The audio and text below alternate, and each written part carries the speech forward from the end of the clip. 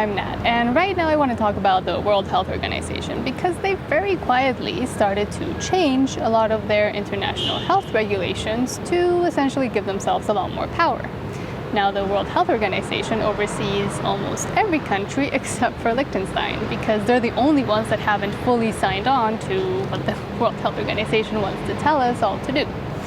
Now, the World Health Organization is also funded by Bill Gates, 88% of it, and the donations it receives actually come from the Bill and Melinda Gates Foundation. So now that we know who is really kind of behind all of these policies, let's see what they actually say. So within their international health regulations, they have now stated that they want to expand a lot of their powers. One of those examples is that they removed the word non-binding, and now all of the regulations that follow will be binding to every single country that has signed on to the World Health Organization. Another pesky little word they removed is fundamental freedoms, which has now been replaced with diversity and inclusivity under their own parameters. So what does that look like, and why on earth would the World Health Organization remove the words fundamental freedoms from their main governing text?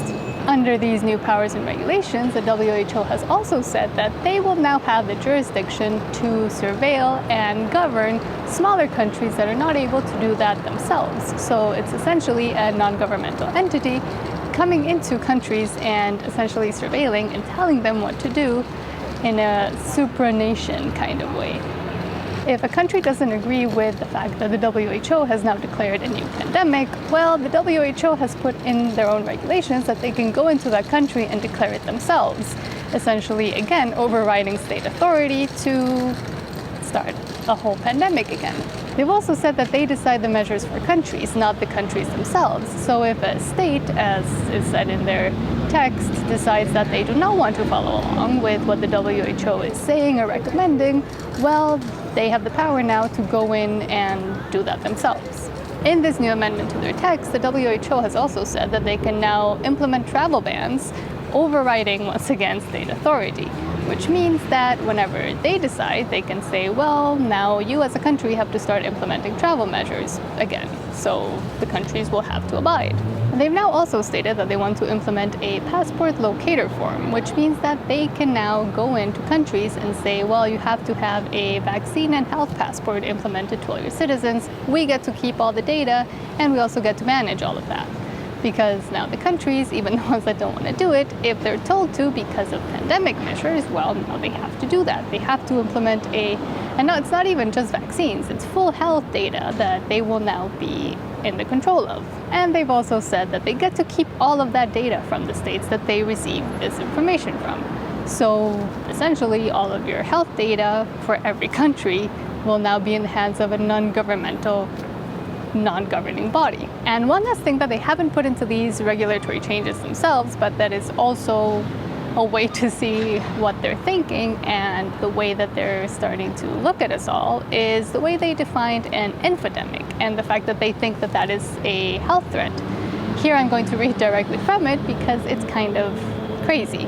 So this is what they state as a description for an infodemic. The overabundance of information, accurate or not, which makes it difficult for individuals to adopt behaviors that will protect their health and the health of their families and communities. The infodemic can directly impact health, hamper the implementation of public health countermeasures, and undermine trust and social cohesiveness. So we do know that it is very important for the WHO, especially being a non-governmental overseeing oversight body, to have complete control of what people think and the social interactions or the non-social interactions that they all have. And with these new proposed changes into their regulations, it is very easy to see where they want to head to because they want to have more power, not less. And how will they implement this power? That is still to be seen. Will they get individual countries with their militaries or maybe their police forces to implement all of these changes and ideas when there is a new pandemic declared by them, or will they start to have their own military maybe, or their own way to rule over all of the countries? That's still yet to be seen, but the fact that they want to make these changes and give themselves even more power rather than less is once again how much of a dystopian world we're living in, that we are kind of allowing this to happen, and to happen very quietly, because not a lot of people are talking about this. But for now, thank you for watching, and I hope you have a great rest of your day.